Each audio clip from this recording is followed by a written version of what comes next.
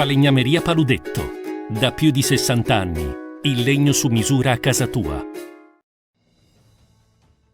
TG Plus News edizione di Venezia, buonasera. Apriamo il nostro notiziario con la cronaca. Sale la tensione tra le vittime di Veneto Banca in attesa dell'ultima tranche di indennizzo pari al 10% dell'investimento da parte del FIR, ossia il Fondo Indennizzo Risparmiatori istituito dalla Consap. L'importo era atteso dai diretti interessati a partire dal 31 ottobre, ma molti non hanno ancora visto un euro. Che cosa sta succedendo? Si tratta solo di un ritardo nell'erogazione dei fondi, spiegano dall'ufficio legale dell'Adico, Associazione a difesa dei consumatori, per cui non c'è motivo di preoccuparsi.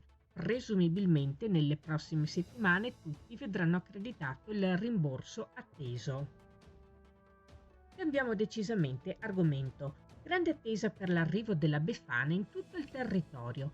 Tanti gli appuntamenti organizzati per le famiglie e per i bambini con eventi a loro dedicati, anche con i tradizionali panevin, inseriti nel palinsesto di Città in Festa del Comune di Venezia, garantendo così il rispetto della tradizione in alcuni luoghi particolarmente significativi. Causa previsioni meteo, alcuni appuntamenti sono stati aggiornati. Per sapere quindi le ultime novità potete visitare il nostro sito notizieplus.it.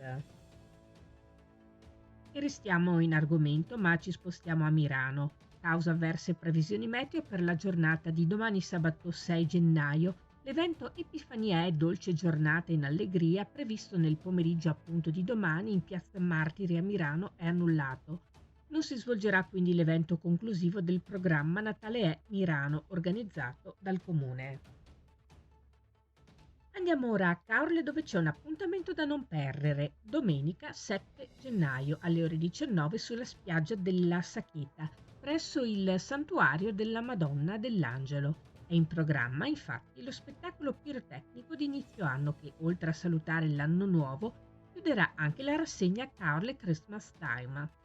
E si chiude qui il nostro notiziario. Grazie per averci seguiti. Arrivederci.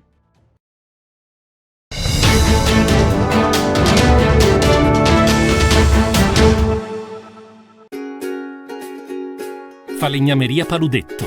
Da più di 60 anni. Il legno su misura a casa tua.